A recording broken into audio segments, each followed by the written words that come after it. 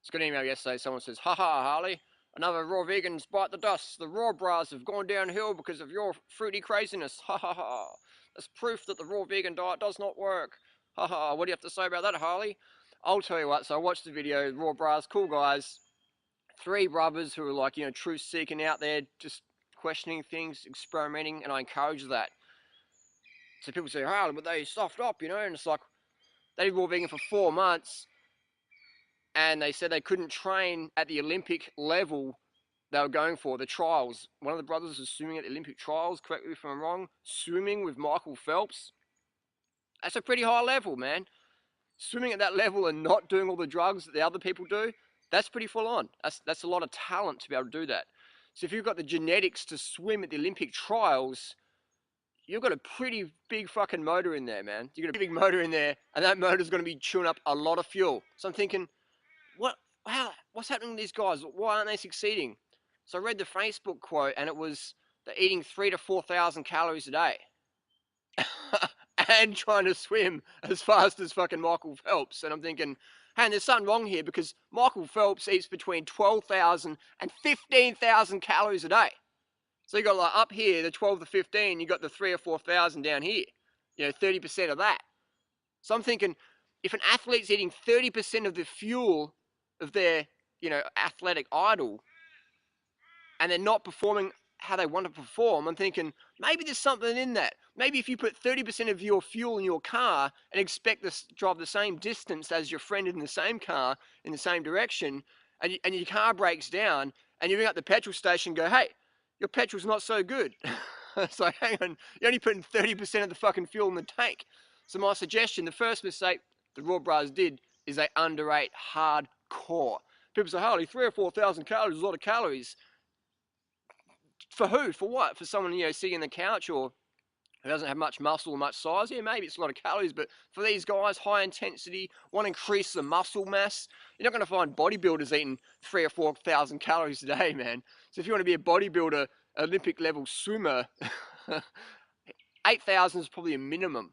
I mean, Google it up what these people are doing, So when Lance Armstrong comes to town, I'm eating the same amount of calories he is, and I can train with those guys, no problem. The biggest problem is getting past the security barricades, But when I'm training with Lance Armstrong in Adelaide this year, not a problem. Talking, having a chat, got through security, all good. Keeping up, not a problem. Why? Because I'm eating the same amount of calories as someone like Lance, or who's doing the same sort of training. You know what I mean? Trying to eat 30% less calories than Lance Armstrong and then expect to try and keep up in a ride ain't going to happen. You know what I mean? Ain't going to happen. Doesn't matter what diet you eat. If you don't get enough calories for glycogen production every day, is your training. You are going downhill, buddy. I don't care what you're eating. If you don't get enough carbs and you're trying to train hard, your performance is going. Doesn't matter if you're Lance Armstrong, Condor, or Phelps, or whatever. You don't get enough glycogen, see you later. The game's over. The race is over. And when you're trying to eat healthy and you're under eating like an anorexic, and you're trying to perform like a massive bodybuilder, Olympic swimmer, you're going to fuck up. You're going to hit the wall, and then you're going to tell people, oh, this diet doesn't work. It's not a diet, man. It's a lifestyle. It's a whole philosophy. It's not I eat fruits and veggies because it's healthy. So when people get dropped off the deep end because they undereat, and then they turn around and blame the diet and say, oh, vegan is not healthy. It's like, no. Anorexia is not healthy. Undereating is not healthy. Calorie restriction isn't fucking healthy. Putting enough fuel in the tank from the best foods, plant foods, low fat, high carb, like all the doctors recommend who have got some integrity, that's healthy, man.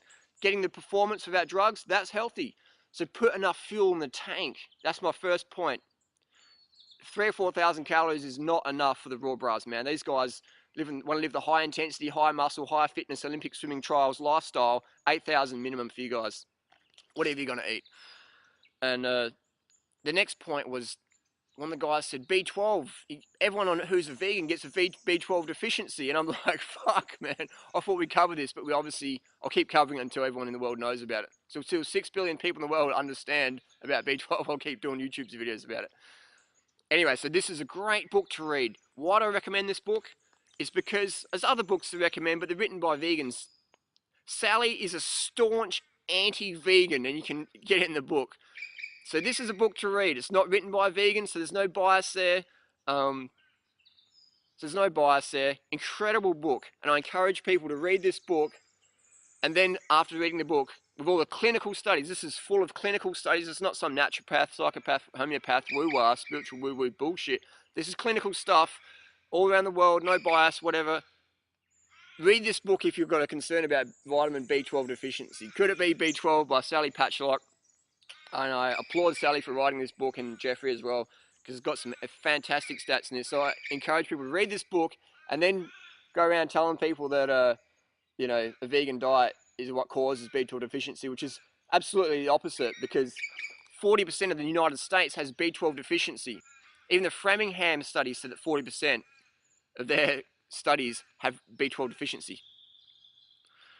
So I'm not sure if the Framingham study was just studying vegans, but incredible book. So it talks about if you've had surgery, if you've had a history of smoking or celiacs or malabsorption or drug abuse or, you know, cobalamin G deficiency, all these things I didn't even know about until I read this book. And I was like, holy shit, this is a great book to read. So then someone, and then when the Raw Brahs says, oh, you know, like, you got to do B12 injections the rest of your life if you're a vegan, it's like, what the fuck? You can walk into any pharmacy, any chemist in the Western world or in Southeast Asia, and they sell B12 supplements. There must be a lot of fucking vegans I don't know about then. So people say B12 deficiency is a vegan thing. If it was a vegan thing, it'd only be found in vegans, man. It's not. It's like saying that flat tires only occur in bicycles. They don't occur in trucks, cars, or buses. But we know that's absolute BS. So when someone says that you can't be a vegan because you're B12 deficient, they're absolutely exposing their ignorance on the subject. So the third point, the Raw Brahs, is they took advice from people like John Fielder. And John Fielder, friendly guy, nice guy, but he wouldn't have a freaking clue about real health and nutrition, especially if you're an athlete. I mean, John Fielder, what sports he do? What sports he done? Raw fooders for 50 years? I don't know. I've had 2 friends from Adelaide die under John Fielder's supervision. One of them was 2009. It was a housemate of mine. You know, I'm living with a person. I come out from Thailand. They're dead. John Fielder says not to eat more than 2 to 3 pieces of bananas or dates a day. And try and do a raw food program on no fucking dates and bananas, man. And we're wondering why we have people with anorexia and all sorts of eating issues in the raw food world, because they're getting told by these sincere but sincerely wrong gurus, don't eat too much bananas and dates, you know what I mean? Absolute rubbish. So if you meet someone who's been doing something for 30, 40, 50 years in a car park and you're taking advice from them, that's good, but don't change your whole freaking life because of one meeting. Spend time with that person, ask that person questions. How does that person perform? How's that person, what's their emotional stability like? Are they on steroids? Are they on drugs? Ask more questions before you jump into final conclusions. You know what I mean? Otherwise, that can be really dangerous. It's like it's like getting in the car of a stranger when you're a 10-year-old. You know, it's the whole stranger danger when you take nutritional advice. That applies as well.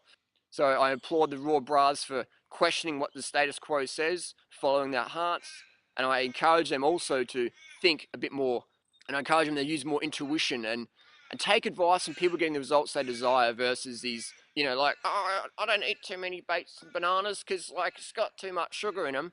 Take advice from people who are smashing it, drug-free, putting their blood tests on YouTube, being transparent, giving objective advice versus smoking cigarettes like David Jubb and saying, you can't eat bananas because they're a hybrid, but you can smoke all the tobacco and cigarettes and smoke mate you want. You can smoke bongs too because it's all good, man. It's healing, man.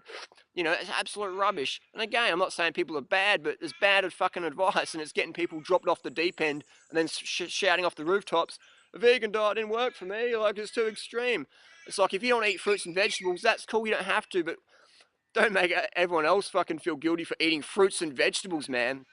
The foods that are saving the planet, the foods that are saving your health, and the foods that are increasing athletic performance. Come on, let's be real. So my final suggestion is to anybody, Raw Brahs or anybody, when people say a vegan diet isn't natural, okay, I want people to prove that to me. If a vegan diet wasn't natural, we could walk up to the next animal we see without judgment, without any conditioning, and just walk up to the animal, follow instincts, bite that animal, just chew into that animal, and have that warm blood in our mouth and just relish that. And please have someone film that, put it up on YouTube, and email me. My email address is here. Anyone can contact me anytime. I like to be contactable. So email me with that video because I want to see it. I want to see the video that proves a vegan diet is not natural. and that walking up to an animal, the next animal you see with no judgment, with no criteria, just picking it up and eating it. I want to see that, because no one in the last 8 years since I put that challenge up has been able to do that for me.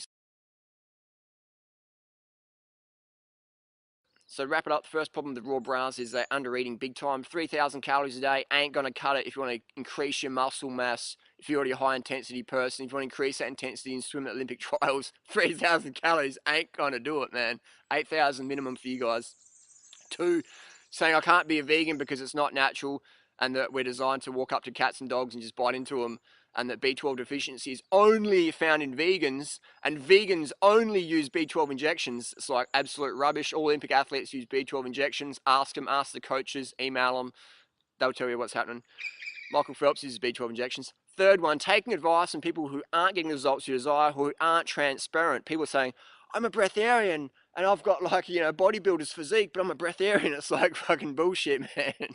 I haven't eaten for 20 years and I'm like super strong. It's like bullshit, man. So third one is taking advice from people who aren't getting results you desire. John Field, all those guys, man, David Jubb, the people who are doing the drugs or have got anorexia or whatever, who just, whatever. That's the 3 things, man. Improve on those and keep on charging down the path.